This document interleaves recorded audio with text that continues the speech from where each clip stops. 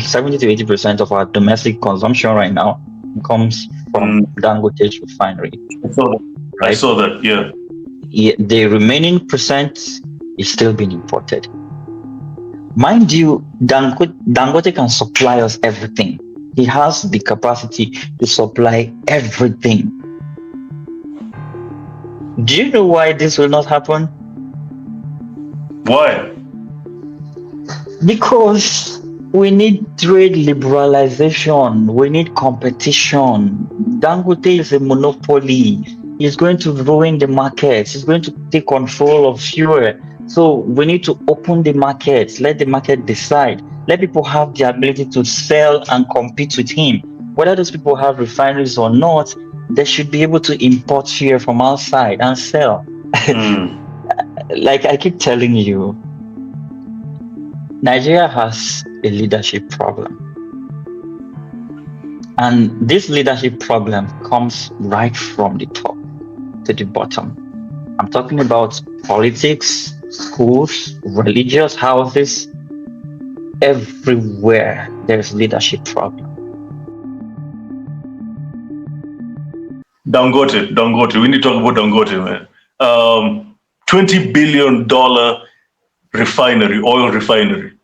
You know, Mhm. when it happened the first time, I didn't believe it. I didn't believe it until I first saw that. Oh, and I saw it was even opened, prematurely by the previous president Buhari, and I was Yeah, like, because even if you wanted to like cut ribbons, yeah, I was like, whoa. But then now it's turning out to be something way revolutionary in the African energy space. Now, my question is this: it produces 650,000 barrels a day. That's unprecedented.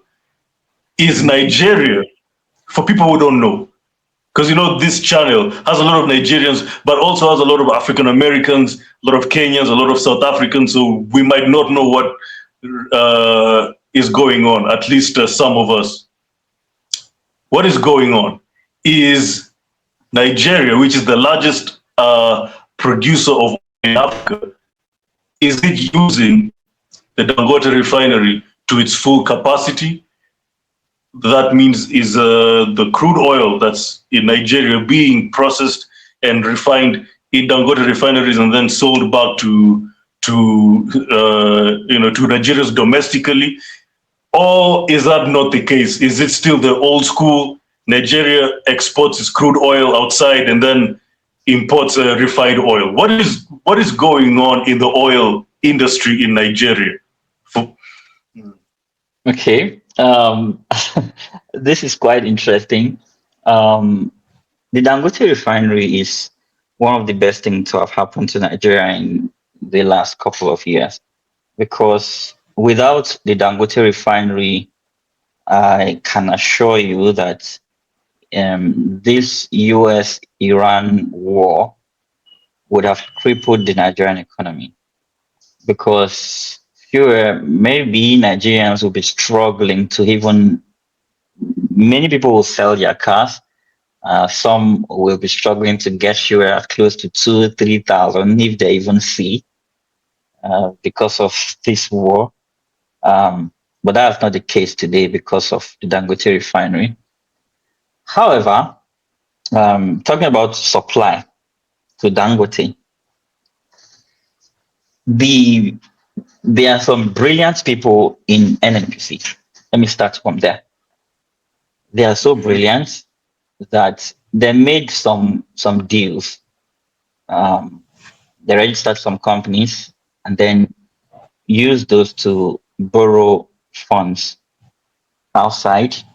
From outside, they borrow money from foreign creditors, and then they are paying back with future crude that Nigeria was going to drill. So mm, this is sort of like mortgaging the crude that you haven't drilled. And these deals were signed, multiple of them. They were signed with foreign companies. So there is a limit to what is available to even sell because most of the crude had already been mortgaged. So when you see that Nigeria is producing maybe 2 million barrels of crude oil per day, let's say from that 2 million barrels, a lot of the millions of barrels had already been sold before today. And the funny thing is that the money that was generated from this mortgage arrangement was used to repair the NNPC refineries. Yeah, it turns out NNPC has, I think, 4 refineries that don't refine Mm. anything. So those refineries are dead.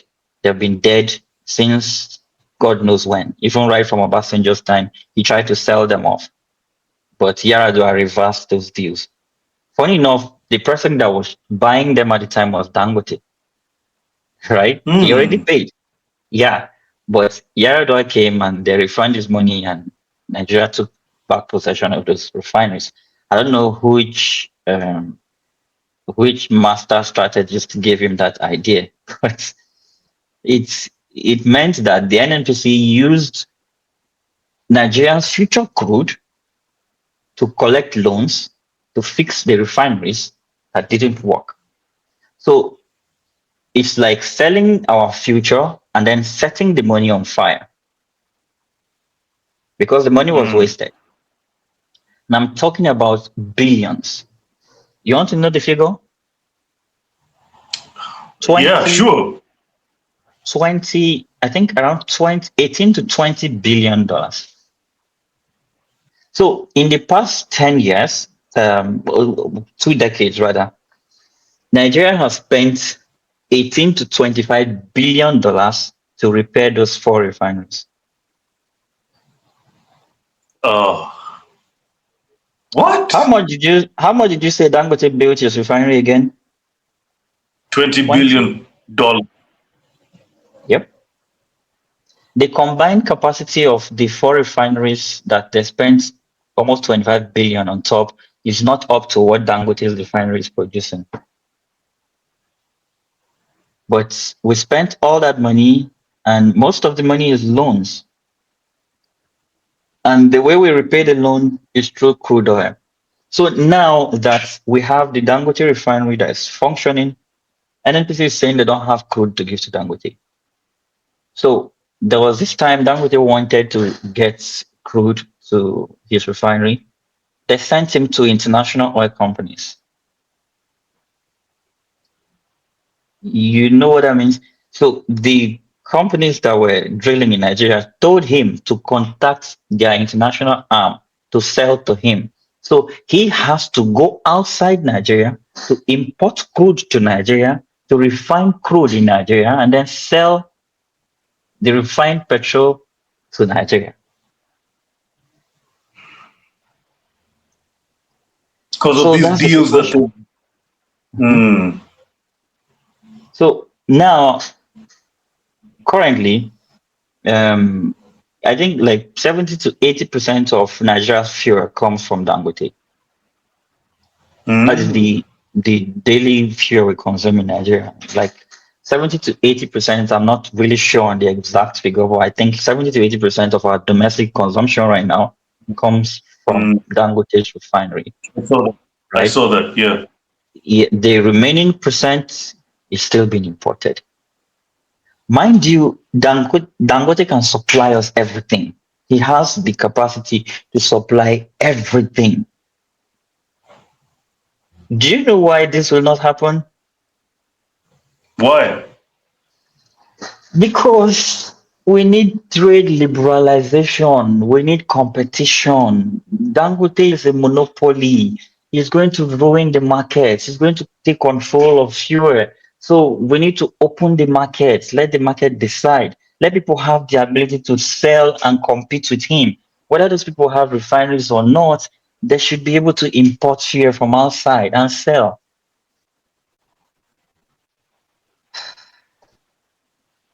Mm. Like I keep telling you, Nigeria has a leadership problem. And this leadership problem comes right from the top to the bottom. I'm talking about politics, schools, religious houses, everywhere there's leadership problem. Because Dangote as it is, I'm going to get back to this leadership issue. Maybe we'll close with that. Mm-hmm. Dangote as it is should be a national project, right? Yes. You must have heard of this American industrialist. What's this his name again? Was it Mm, John D. Rockefeller? yeah, J.D. Rockefeller. Yeah. You need to read about the American Industrial Revolution. Hmm? Mm, When you hear of monopoly, what do you mean? Dangote is not even a monopoly. He hasn't even started. He's learning. mm, He's learning. You need to read about how the Chinese built their economy. The government backs you, and back you, and back you. See, if you are starting a business, if that's the it's going to be of benefit to the people of China, you will do it with government money. Yes, you will do it with government money. Do you understand? It is mm, not about you, it is about the country. That is what it is. But here, they expect a private businessman to use his private money to build a business and let it serve the country. What is the government doing while he was building? mm, mm. Ah, That's my problem. good question. That's my Mm, problem. So if you guys will sit down and watch him use his private money to build, don't come around complaining when he's trying to make his money back. He's a private businessman. And yes, this is where I admit that Dangote gets concessions from the government in some things. Like I mm, said before, two things can be true, right? Aha. mm, So this is where I admit that he gets concessions from the government. Sometimes he gets backing from the government. It's not like the government ignores him completely. No, he he couldn't have survived this long in Nigeria if he doesn't have support of several governments that he has survived. Yes, but what I'm saying now, as regards to this particular refinery, is that this is the thing that we produce oil. If you hear Nigeria, you hear of crude oil, the largest oil producer in Africa, right? We should be supplying the entire West Africa. yeah. That's how I think Mm, around it. West Africa should be using the Naira. I was telling a friend the other day that if if you are serious, and I think I told you this, that the president that will change Nigeria, people are going to hate him. The person that will make Nigeria work, people are not going to like him mm. because At first. you have to make yes, you have to make some very tough decisions. You see, West Africa, Nigeria has the largest military in West Africa. Nigeria is the largest oil producer. Nigeria is the largest economy in West Africa. Do you understand? West Mhm. Africa is going to buy as long as people continue to use oil. They are going to buy their oil from Nigeria, and they are going to do it in naira. West African countries are going to hold the naira in their banks. If if I were president of Nigeria, yes, they are going to do that. They will buy oil from Nigeria. They will use the naira to do that, and we will do our trading together without all these borders and whatnot. Nigeria has the might to make that possible. What is ECOWAS? What is ECOWAS? Nigeria has 70% of what the GDP of ECOWAS is. Without Nigeria economy, it's nothing.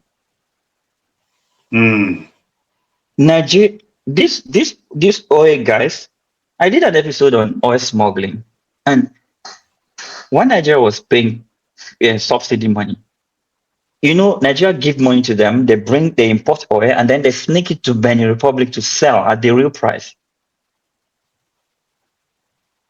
That's what they do. That's what they do. So they smuggle the oil that Nigeria paid for, take it to these other countries in West Africa and sell to them at ridiculous prices. That's the real market price of the oil because they know the subsidy has been paid at home. Mm. People, these people should be publicly executed for such treason against the country. That is how China deals with such corruption. Do you understand why I said people are going to hate such a leader now? Yeah, yeah, yeah, Because yeah, yeah. when we are talking about geopolitics, yes, I was telling my friend that if I were an American, I would be proud of my country. Because, of course, they are able to impose their will wherever they go, although they cause nuisance everywhere in the world, which they can stay out of sometimes, right? But it is their country, and what they are doing is to further their interests. Do you understand? To further the Mhm. interest of the United States of America. If I were president of Nigeria, what I would be doing would be to further the interest of the Federal Republic of Nigeria, no matter what. And I think that is where we have a problem. Our leaders or our politicians don't even have interest of Nigeria at heart, not to even think of what will benefit the country. So it's more like personal interest. Do you get the picture? If not, a Mhm. refinery like that of Dangote shouldn't be going out to build another refinery in Kenya.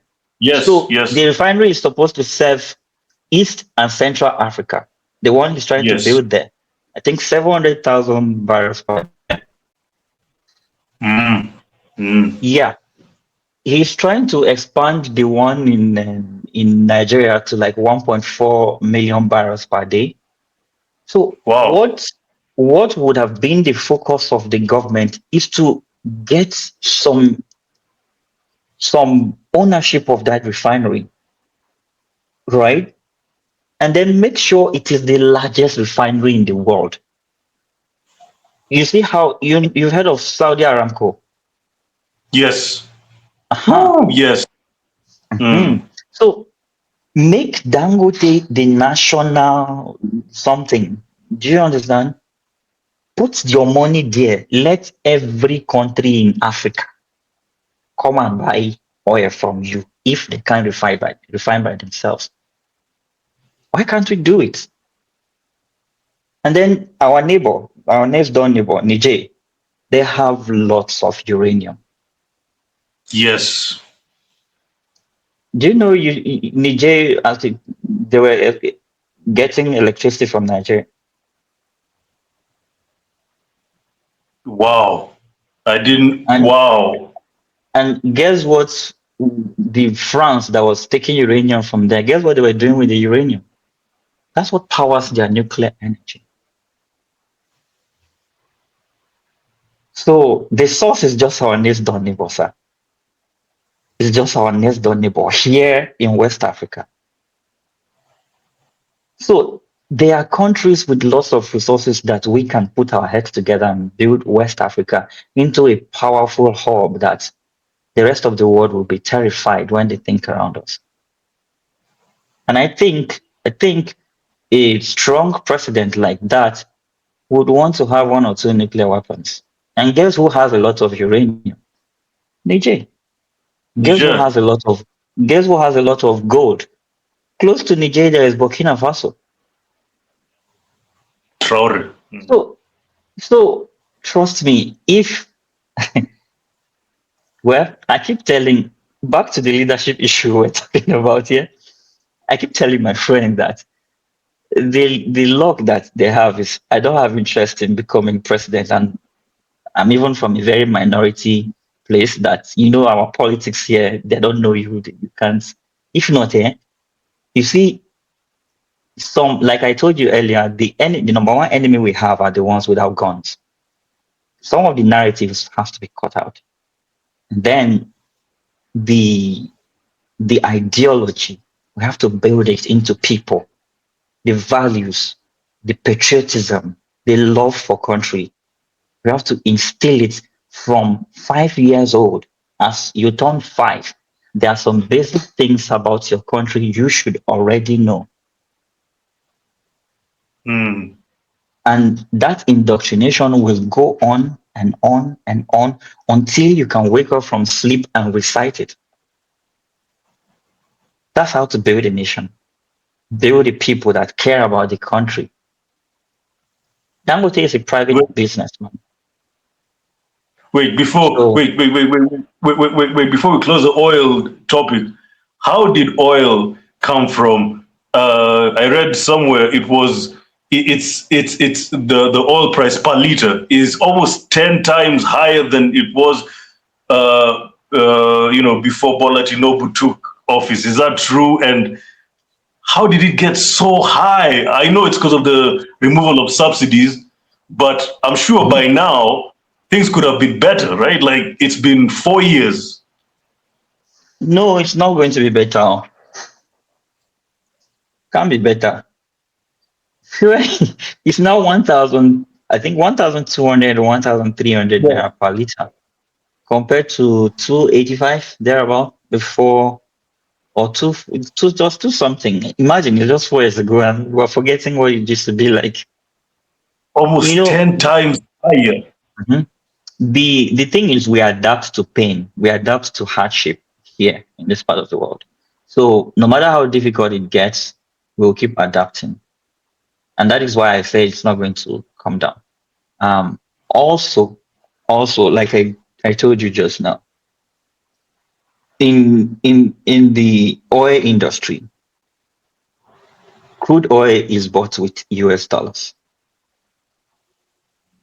So when Dangote goes to the market to shop for crude oil that Nigeria cannot provide him, he spends dollars to buy it. Mhm. So when you include how much he's going to spend to import that crude to his refinery, you begin to see that things are not looking so good for him. Then after refining, should he sell it for less so that the fuel price will come down? Of course not. Of course not. So even though the fuel subsidy is gone, we are still not supplying Dangote enough. He is still buying from outside. He's still getting. In fact, I think there was one time I read a report that he was bringing in crude from the United States. Yes, I saw that earlier this year. I was disgusted. I was Mhm. disgusted. So imagine bringing crude oil all the way from the US to Nigeria to come and refine. So what's the difference? Just go and buy the thing. It's the same thing. And then you still have, like I told you, it's just 80% thereabout that he's supplying us. So the remaining 20% is still coming from oil marketers that are also distributing their own. If anything, I think that he has stabilized the price a little bit now because of the fact that he drops the prices sometimes. And there's always anytime he drops it, NFPC drops theirs and like that. So I think Mm. this is going to be our new normal for a while. This is going to be our new normal, except of course something happened, and I don't know what's going to happen. I'll bring the price down to the levels we used to know. I don't even know if that is possible again, honestly. I think the biggest problem in Nigeria currently, and not just Nigeria, has to be leadership, Africa in general now. And I don't mean the cliche good leader, bad leader talk. I mean, it's almost like we don't have leaders at all. We just have a bunch of selfish politicians who are using citizens to fight for positions they can then use to enrich themselves. Because, quite frankly, what we have is kleptocracy. These guys just use their position in power to make themselves richer.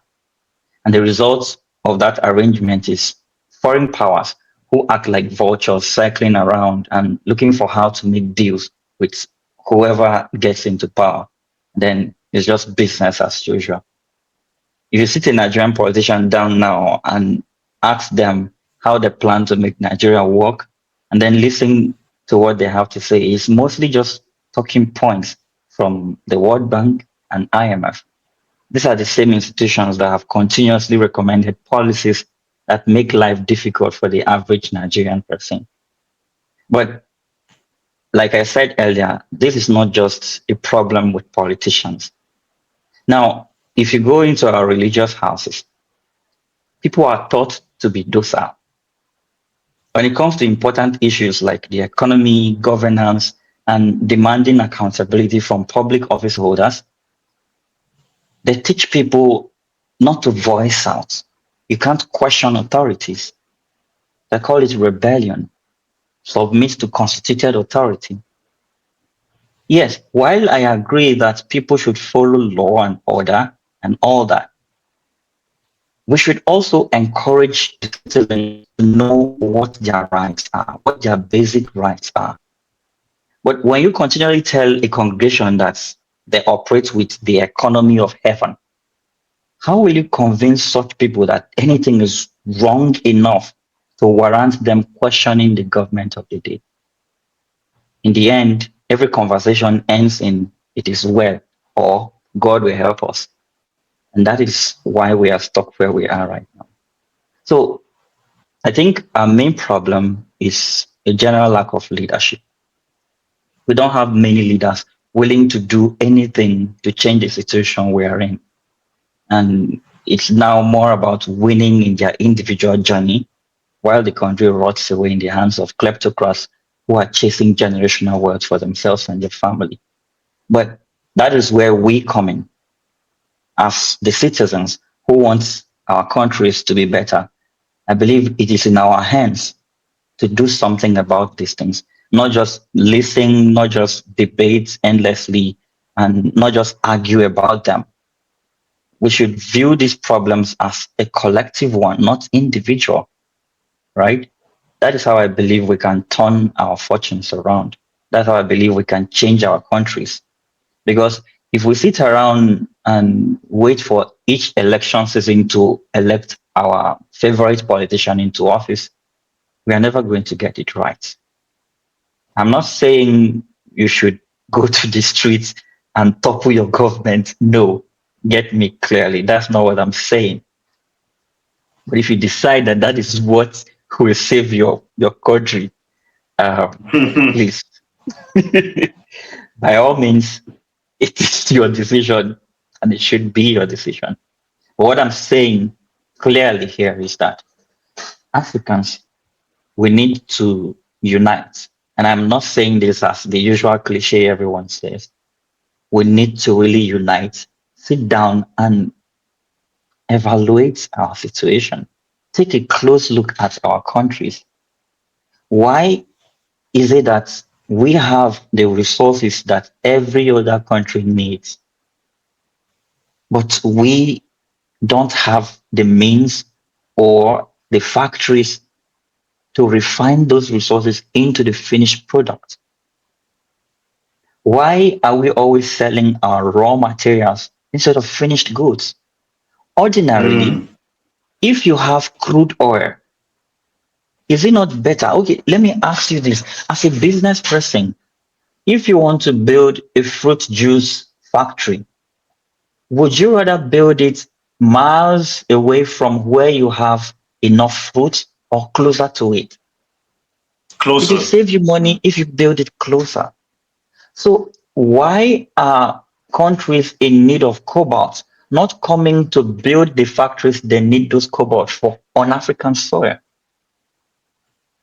These are the questions we should be asking. If you need semiconductors and you know that all the resources you need to produce them are located on African soil, why are you not building your semiconductor factories on African soil? Why do you need the countries with those resources to be in some kind of crisis? so that you can get those resources for cheap prices? We need to sit down and ask ourselves this question. We have a lot of gold. Why are they not building gold refineries on African soil? Why do they need the raw ore? Why do they need to just come and take it away to another place to go and refine? Right? Why Mm-hmm. are they not coming to build factories that they can use our lithium to produce whatever they need to produce here? There is nowhere you go in Nigeria that you don't see a Toyota car. Why is Toyota not coming to build a factory here, even an assembling plant, right? Mm-hmm. Why do we need to import everything we use? Why do we have cocoa, but we need to import beverages like chocolate? Why, why do we always export our raw to import the finished goods? Until we are able to sit down and ask ourselves these questions, we are not going Mm-hmm. anywhere. And most importantly, why is it cheaper and easier to travel from Europe to an African country than from Africa to a fellow African country? Why is a citizen of the United States of America able to use his visa to use his passport to Nigeria without requiring a visa, but a Nigerian needs a visa to travel to the United States? Why is the United States passport stronger than Nigerian passport even on African soil? These are the questions we should ask.